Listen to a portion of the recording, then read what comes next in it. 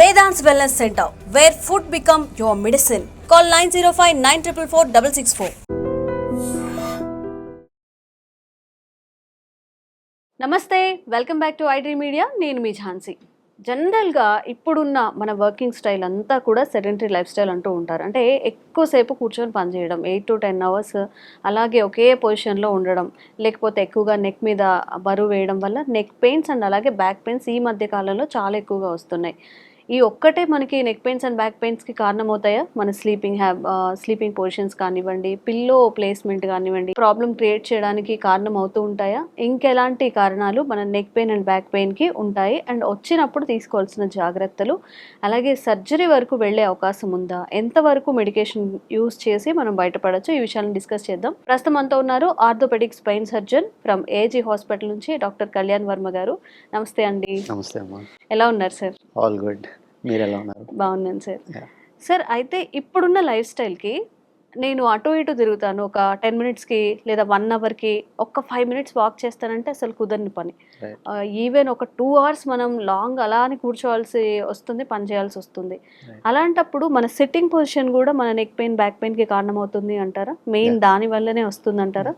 ఇప్పుడు back pain అనేది ఒక ఎపిడమిక్ అని చెప్పొచ్చు. అంటే మనకి ఓవరాల్ వరల్డ్ డేటా తీసుకుంటే మనకి కామన్ కోల్డ్ అంటే జలుబు తర్వాత అన్నిటికన్నా మోస్ట్ కామన్ ప్రాబ్లం వచ్చేసి బ్యాక్ పెయిన్. సో అంత కామన్ కండిషన్ అనమాట. మీరు బ్యాక్ పెయిన్స్ కానీ నెక్ పెయిన్ కానీ చూసుకుంటే వాటికి రీజన్స్ వచ్చేసి అన్నిటికన్నా most common reason mechanical pains. అంటే మన కూర్చునే పోస్చర్స్ కానీ మన మజిల్స్ వీక్గా ఉండటం వల్ల కానీ వచ్చే రీజనే అన్నిటికన్నా ముఖ్యమైన మెయిన్ రీజన్ అనమాట. డెఫినెట్గా మీ లైఫ్ స్టైల్ అనేదే మేజర్ ఫ్యాక్టర్ ప్లే చేస్తుంది వీటిల్లో.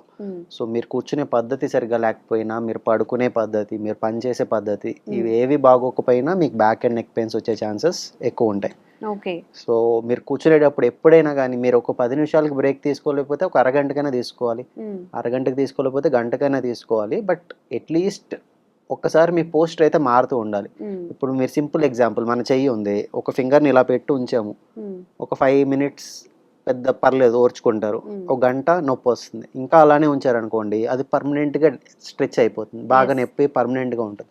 అట్లానే బ్యాక్ కానీ నెక్ని కానీ కొంతవరకు మీ బాడీ టాలరేట్ చేయగలుగుతుంది.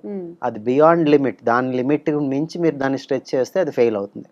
సో దట్ ఈస్ కాల్డ్ మన స్ట్రెస్ ఫెయిల్యూర్ అంటారు. అంటే స్ట్రెస్ వల్ల ఆ మజిల్ అనేది దాని ఫంక్షన్ పోయి మీకు ఆ నొప్పులు అనేవి ఎప్పటికీ పర్మనెంట్గా ఉండే ఛాన్సెస్ ఉంటాయి. సో మీరు ఆ విషయం కూడా దృష్టిలో పెట్టుకోవాలి. అంటే ఇప్పుడు నాకు బ్రేక్ తీసుకోవట్లేదు, నాకు వర్క్ ఇంపార్టెంట్ అని అనుకుంటారు, కానీ ఒక్కసారి మీరు కనుక నీకు బ్యాక్ కానీ నెక్ కానీ ట్రబుల్ ఇచ్చి అది ఎక్కువ ఇబ్బంది పెడుతుంటే అప్పుడు దాన్ని రియలైజ్ అవుతారు.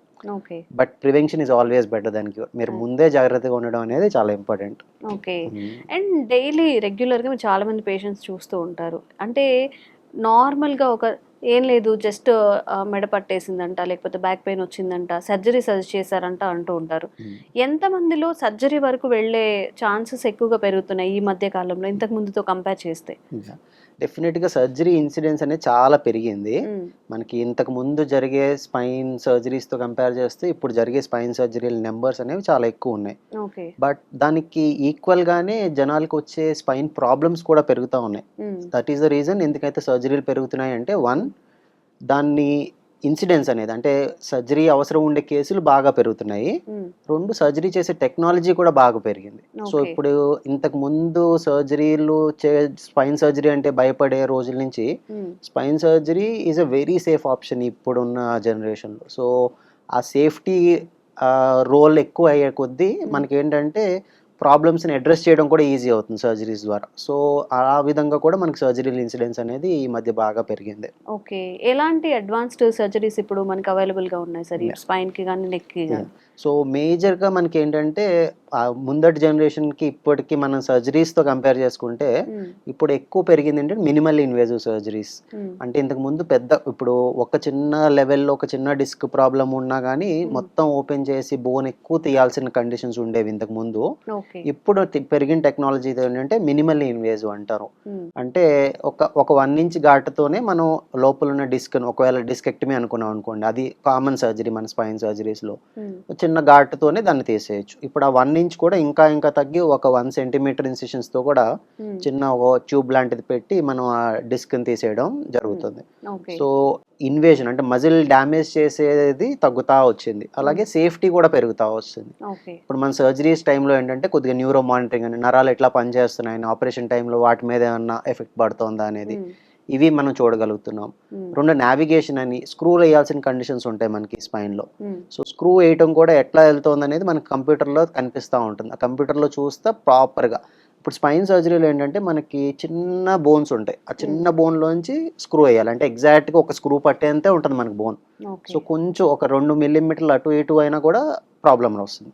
సో, అంత అక్యురసీ ఉండాలి. సో, ఇప్పుడేంటంటే మనకి కంప్యూటర్ ద్వారా గానీ ఆర్ విత్ ఎక్స్‌పీరియన్స్‌తో గానీ ఏంటంటే మనకి ఎగ్జాక్ట్‌గా ఎక్కడైతే ఎయ్యాలో ఎగ్జాక్ట్‌గా అక్కడే ఎయడం అనేది అవుతుంది. ఓకే. ఇంకొక అడ్వాన్స్‌మెంట్ వచ్చి రోబోటిక్స్ కూడా వచ్చింది. అది ఇంకా అంత వైడ్ స్ప్రెడ్ లేకపోయినా రోబోటిక్ టెక్నాలజీ కూడా మనకి స్పైన్‌లో ఇప్పుడు అందుబాటులో ఉంది. దాంతో ఓకే. ఏంటంటే స్క్రూ ఎక్కడెయ్యాలి అనేది ఆ రోబోటిక్ ఆర్మ్ మనని గైడ్ చేస్తుంది.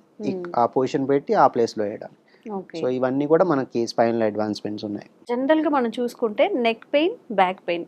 నెక్ అనేది ఒక పార్ట్ ఇన్ ద బాడీ. హ్మ్. అలాగే స్పైన్ కూడా. బట్ అవును. ఎన్ని రకాల నెక్ పెయిన్స్ అంటే నెక్ పెయిన్స్‌లో కూడా డిఫరెంట్ డిఫరెంట్ టైప్స్ ఉన్నాయా? అవును. స్పైన్ పెయిన్స్‌లో కూడా డిఫరెంట్ ఇష్యూస్‌తో వస్తూ ఉంటారా అవును. మీ దగ్గరికి? అవును. సో, నెక్ అండ్ బ్యాక్ పెయిన్స్‌కి చాలా కారణాలుంటాయి. ఇప్పుడు మెయిన్ మీరు ఒక ఒక ఒక యావరేజ్ డాక్టర్‌కి, ఒక గుడ్ డాక్టర్‌కి డిఫరెన్షియేషన్ కూడా మీకు దాంతో చెప్పొచ్చు. మీరు ఎగ్జాక్ట్‌గా ఎక్కడి నుంచి పెయిన్ వస్తుందనేది లోకలైజ్ చేయగలగడం అనేది ఒక అది మంచి డాక్టర్ చేయాల్సింది. ఓకే. హ్మ్.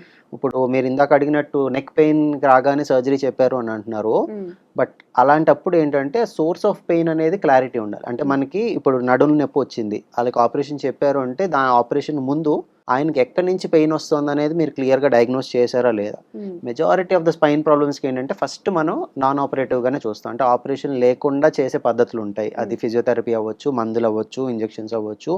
వీటితో మేనేజ్ చేయడానికి చూస్తాం. ఓకే.